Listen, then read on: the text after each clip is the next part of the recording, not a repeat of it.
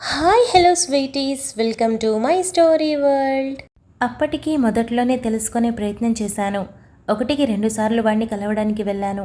కానీ వాడి నా మొహం చూడ్డానికి కూడా ఒప్పుకోలేదు. అందుకే ఇక అన్నీ వదులుకొని నా లోకంలో నేను బ్రతికాను. వాడు కనుక నిజం చెప్పుంటే ఇక ఇది చేసిందెవరో అప్పుడే నేను కనుక్కొని ఈ పాటికి వాళ్ళని ముక్కలు ముక్కల కింద నరికేవాణ్ణి అని సంజయ్ చెప్తూ ఉంటే మైరా తన చేతి వైపు చూసి రైలింగ్ని గట్టిగా పట్టుకోవడం చూసి భయమేసి సంజయ్ చేతి మీద చేవేసింది మైరా. సంజయ్ వెంటనే తన ఆలోచనల్లో నుండి బయటకొచ్చి తిరిగి చూసి కలవని వాడి దగ్గరికి వెళ్ళి నేనేం చేయాలి, ఎన్ని ప్రయత్నాలు చేయాలి, అలసిపోయాను. వాడికి తెలియదా నాకు నా చెల్లి ఎంత క్లోజ్ అని, నాకు దూరం అయితే ఎలా అయిపోతానని. అన్నింటికీ మించి కీర్తన బెడ్కి పరిమితమైపోయింది. ఈ టైంలో నేనేమైపోతానో వాడికి బాగా తెలుసు. తెలిసి కూడా నా వైపు ఒక్కసారి కూడా చూడలేదు. అదే నాకు అన్నింటికన్నా బాధనిచ్చింది. తెలుసా, మనం బాగున్నప్పుడు మనకి ప్రేమని పంచిన వాళ్ళని కాదు, మన మనసులో బాధలో ఉన్నప్పుడు ప్రేమని పంచుతారే వాళ్ళని జీవితాంతం గుర్తుపెట్టుకుంటాం. ఎప్పటికీ వదులుకోలేం, మర్చిపోలేం కూడా. రాజీవ్కి నేనంటే చాలా ఇష్టం, అయినా కూడా రాలేదు. అదే నాకు ఎక్కువ బాధనిస్తుంది. సిరి కోసం వెళ్ళి కీర్తన తన జీవితాన్ని మొత్తం నాశనం చేసుకుంది. ఈరోజు తనే లేకుండా పోయింది. ఆలోచిస్తుంటే ఎంత బాధగా ఉందో తెలుసా. సిరి చనిపోయాక తను నా చేతులు కట్టేస్తే బ్రతికుండగానే రాజీవ్ నన్ను అడుగు కూడా ముందుకు వేయనివ్వలేదు. నా లైఫ్ అంతా మారిపోయింది. డాడీ సంపాదిస్తూ ఉంటే ఎంజాయ్ చేస్తూ లైఫ్ అంటే నాదే అని అందరూ అనుకునేలా బ్రతికేవాణ్ణి. కానీ ఇప్పుడు ఖాళీగా ఉంటే ఏ ఆలోచన నన్ను మింగేస్తుందని భయం. ఎప్పుడూ పని పని అని తిరుగుతున్నాను. బహుశా జీవితంలో దీని నుండి నేను కోలుకోలేనేమో. సిరి ఈరోజు చనిపోయినట్టు నాకెప్పుడూ అనిపిస్తుంది. ఎప్పుడూ నరకాన్ని చూస్తూనే ఉంటాను. అలాంటిది కీర్తనకి ఇలా జరిగిందని చెప్పగానే ఊపిరి తీసుకోవడానికి కూడా కష్టమైపోయింది. ఎవరిని తప్పు పట్టాలి, ఎందుకు తప్పు పట్టాలి, ఎవరి దారిలో వాళ్ళున్నారు, ఒంటరిగా మిగిలిపోయినట్టు అనిపిస్తుంది అని సంజయ్ బాధగా అన్నాడు. మైరా సంజయ్ పక్కకి అడుగు వేసి తన చెయ్యి చుట్టూ రెండు చేతులు వేసి భుజం మీద తలవాల్చి, నువ్వు ఒంటరి కాలేదు, నీకు నేనున్నాను కదా, అత్తయ్య మామయ్య సాకేత్ ఉన్నారు కదా, ఇక రాజు తప్పకుండా తిరిగొస్తాడు. తను నిన్ను దూరం పెట్టడానికి కారణమేంటో నీకు చెప్తాడు. మళ్ళీ నీ జీవితం ఇంతకు ముందులా మారిపోతుంది. సిరి కీర్తన అక్క లోటుని నేను తీర్చలేను, కానీ వాళ్ళు గుర్తు రాకుండా మాత్రం చేయగలను అని అనుకుంటున్నా. ఇకపోతే సిరి నీ చేతులు కట్టేసింది కానీ నాది కాదుగా. కీర్తన అక్క ఎందుకు చనిపోయింది, సిరికి ఏమైంది నేను తెలుసుకుంటాను. నువ్వేం చెప్తే అది చేస్తాను. రాజీవ్ మాట్లాడకపోతే వెంటపడి వేధించి మరీ అతన్ని కలిసి విషయమేంటో అని తెలుసుకొని తీరుతాను. సంజు, నువ్వు మాత్రం ఇలా వీక్ అయిపోకు. అందరి గురించి ఆలోచిస్తున్నావు, మరి నా గురించి ఆలోచించవా? నా లైఫ్ మొత్తం నీతోనే ముడిపడింది. నువ్వు ఇలా జరిగిపోయిన వాటిని మనసులో పెట్టుకొని జరగాల్సిన వాటిని వదిలేసి ఇలా అయిపోతే నేనేమైపోవాలి? నా కోసం వెంటనే నార్మల్ అయిపోమని నేను చెప్పను, కానీ ప్రయత్నించమని చెప్తున్నాను. 4 రోజులు ప్రశాంతంగా ఇంట్లోనే ఉండు, తర్వాత మొదలు పెడదాం అని మైరా సంజయ్ కన్నీళ్లు తుడిచి, పడుకుందాం పదా, దయచేసి ఈ 4 రోజులు కాస్త నా మాట వినవా అని ఎంతో రిక్వెస్ట్గా అడిగింది. సంజయ్ నిమిషం పాటు అలానే ఉండి లోపలికి కదలడంతో మైరా కూడా సంజయ్ వెనక వెళ్ళింది. సంజయ్ పడుకొని కళ్ళు మూసుకోవడంతో మైరా కూడా పడుకొని తల పక్కకు తిప్పి చూసి పడుకున్నట్టు అనిపించడంతో మరో 5 నిమిషాల పాటు గమనించి అప్పటికే కళ్ళు కందిపోయి ఉండటంతో తెలియకుండానే మైరా కళ్ళు మూతలు పడ్డాయి. డిన్నర్ చేశాక మాధురి రూమ్లోకి వెళ్ళడంతో కాసేపటికి రిషి కూడా రూమ్లోకి వెళ్ళి, ఏంటప్పుడే వచ్చేసావు అని అడిగాడు. నాకు చిన్న పని ఉంది, అందుకే వచ్చాను, నువ్వు బయటికి వెళ్ళు అని మాధురి చెప్పింది.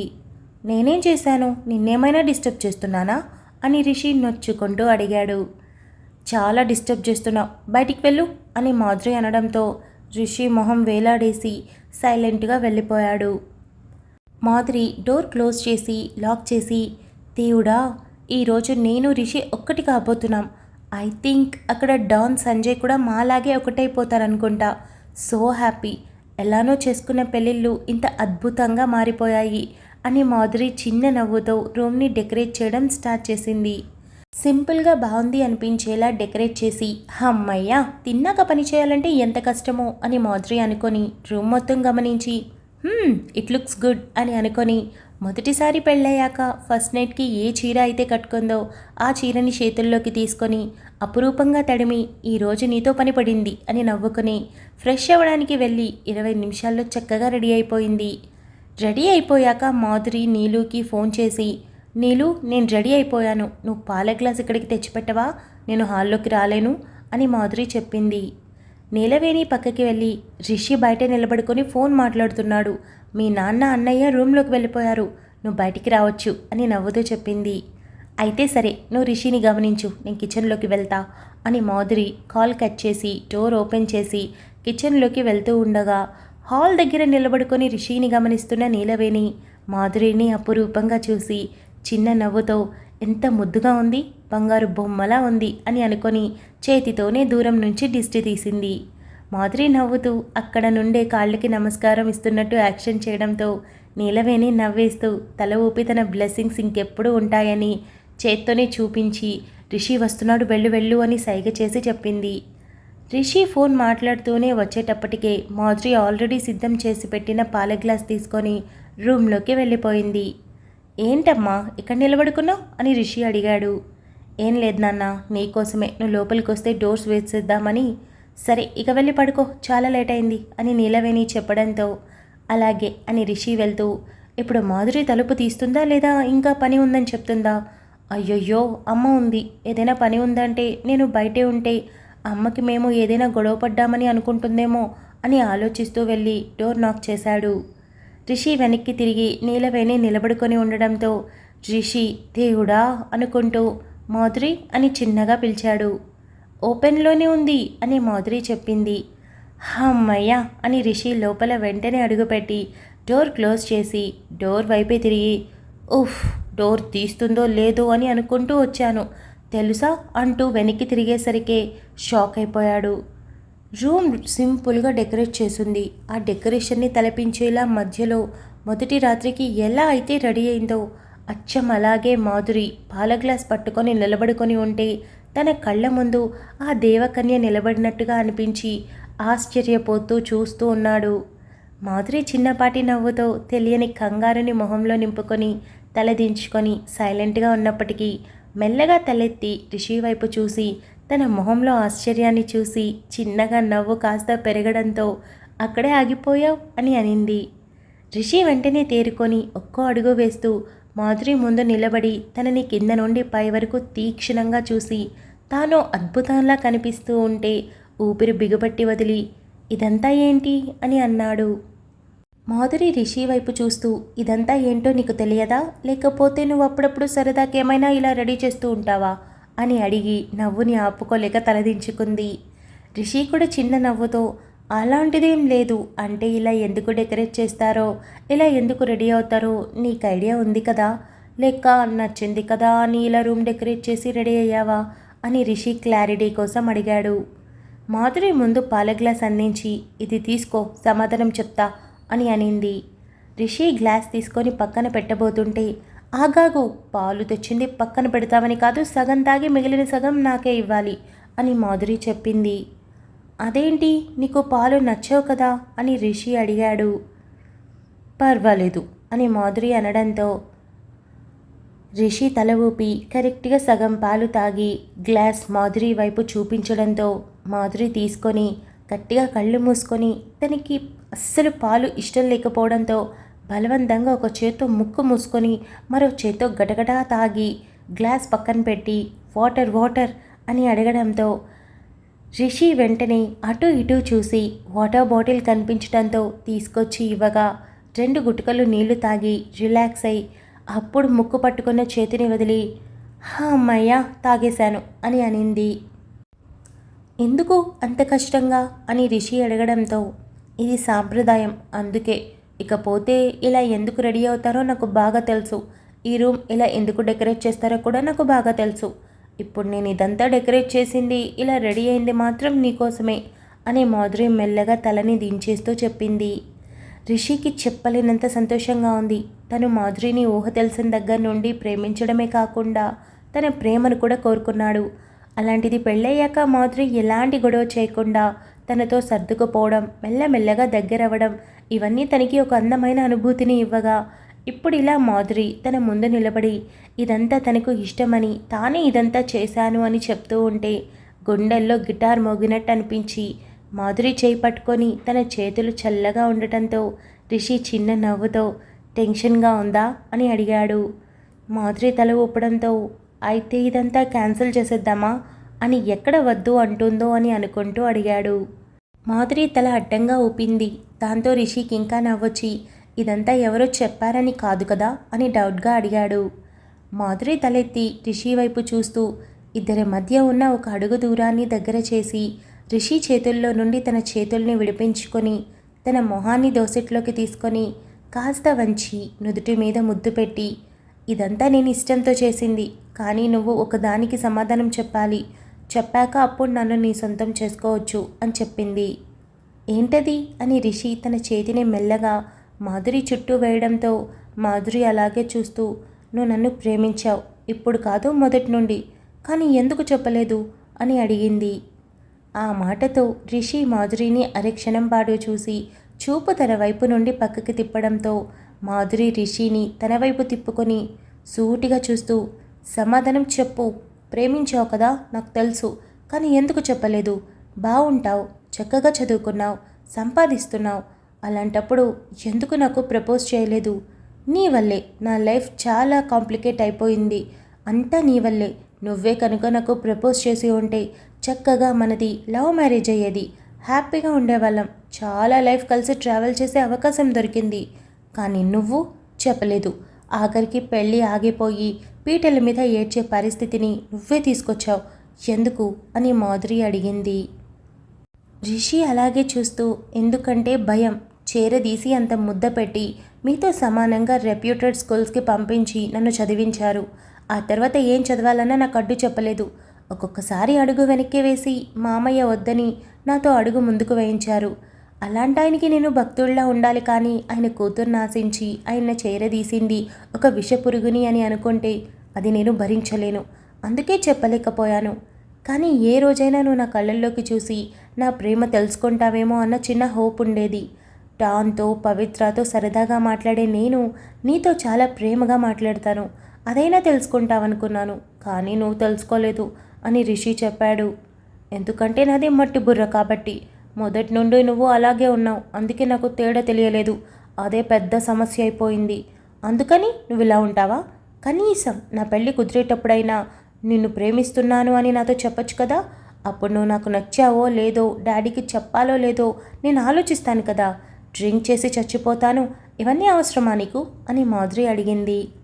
నీకు డాన్ చెప్పేసిందా ఇవన్నీ, నేనెప్పుడు డ్రింక్ చేయను, అది ఫస్ట్ టైం, అదే లాస్ట్ టైం అని రిషి చెప్పడంతో మాధురి నవ్వుతూ ఎవరు చెప్తే ఏంటి, నువ్వైతే దాచేసావు కదా అని అనింది. ఏమో నాకు తాళి కట్టే ముందు లైఫ్ గుర్తులేదు, నువ్వు నా భార్య అయిపోయావు, ఆ హ్యాపీనెస్ మాత్రం చెప్పలేనంత సంతోషాన్ని ఇస్తుంది, నా కోసం నువ్వు క్యారేజ్ తీసుకొస్తున్నావు, ప్రేమగా తినిపిస్తావు, ఆఫీస్కి వెళ్ళేటప్పుడు ఎంతో ప్రేమగా నన్ను బయటికి పంపిస్తావు, వచ్చాక కూడా అలాగే ట్రీట్ చేస్తున్నావు, ఇంతకంటే హ్యాపీనెస్ ఇంకెక్కడ ఉంటుంది, ఇకపోతే నేను చాలానే ఎక్స్పెక్ట్ చేశాను, వాటిలో ఇది కూడా ఒకటి అని రూమ్ వైపు చూసి, కానీ తొందర అయితే లేదు, కానీ ఆశించాను, ఈరోజు నువ్వు నా కోసం ఇదంతా చేయడం ఊహించలేదు, ఇష్టమని తెలుసు కానీ ఇంత త్వరగా ఇలా ఇదంతా మాత్రం ఎక్స్పెక్ట్ చేయలేదు అని రిషి తెలియని హ్యాపీనెస్తో చెప్పాడు. ఇది ఎప్పుడో జరగాల్సింది, ఏం చేద్దాం, కొంచెం డిలే అయింది, ఆ కారణాలన్నీ ఇప్పుడెందుకులే, కానీ చెప్పు ఎలా ఉన్నాను అని మాధురి మెల్లగా తన చూపుల్ని దించేస్తూ అడిగింది. రిషి మరో చేతిని కూడా మాధురి చుట్టూ వేసి మరింత దగ్గర తీసుకొని ఎలా ఉన్నావని నువ్వు అడగాలా, నాకు నీ మీద ఫీలింగ్ స్టార్ట్ అయిన దగ్గర నుండి ఇప్పుడు ఈ క్షణం వరకు నువ్వు నాకు ఎప్పుడూ ప్రత్యేకంగానే కనిపిస్తావు, కానీ ఇప్పుడు ఇంత దగ్గరగా నిన్ను చూస్తుంటే చాలా బాగుంది, నా చేతిలో ఉన్నావు, నువ్వు నాకు మాత్రమే అన్న ఫీలింగ్ నా మనసుని ఉక్కిరి విక్కిరి చేస్తుంది అని రిషి నవ్వుతూ తన నుదుటి మీద ముద్దాడి మెల్లగా తన పెదవుల్ని చెంపల మీదకి చేర్చి మరో చిన్న ముద్దిచ్చి తన పెదవుల వైపు వెళ్తూ ఒక్క క్షణం ఆగి ఓకే కదా అని అనడంతో మాధురి మెల్లగా తన కళ్ళు మూతలు వేసి స్వాగతం పలికింది. రిషి నవ్వుతూ మరింత ఇష్టంతో ప్రేమతో మెల్లగా తన పెదవులు అందుకొని ఎంతో సున్నితంగా తనని ముద్దాడడం మొదలుపెట్టి మెల్లగా మరింత ప్రేమతో మరింత గాఢంగా ముద్దాడుతూ చుట్టూ ఉన్న తన చేతిని తీసి మాధురి నడుం మీద నిలపగా మాధురి తనని మరింత అల్లుకుపోయింది.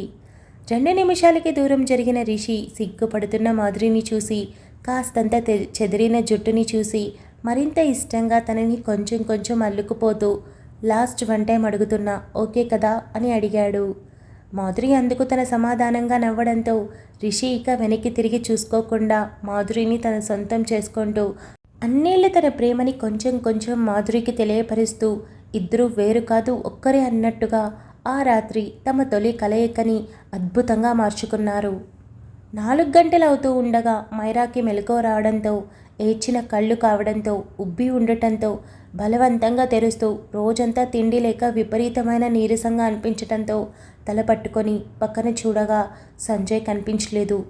టక్కున లేచి కూర్చొని సంజు సంజు అని పిలిచింది. రూమ్లో ఎక్కడా అలికిడే లేకపోవడంతో బాల్కనీలో చెక్ చేసింది. అక్కడా లేకపోవడంతో బాత్రూంలో చెక్ చేసింది.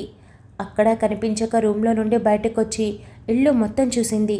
ఎక్కడా కనిపించకపోవడంతో మేడ మీదకి వెళ్ళి చెక్ చేసి అక్కడా లేకపోవడంతో కన్నీళ్లు వచ్చేస్తూ ఉంటే వెంటనే పరిగెత్తుకుంటూ సాకేత్ రూమ్ దగ్గరికి వెళ్ళి డోర్ కొట్టింది.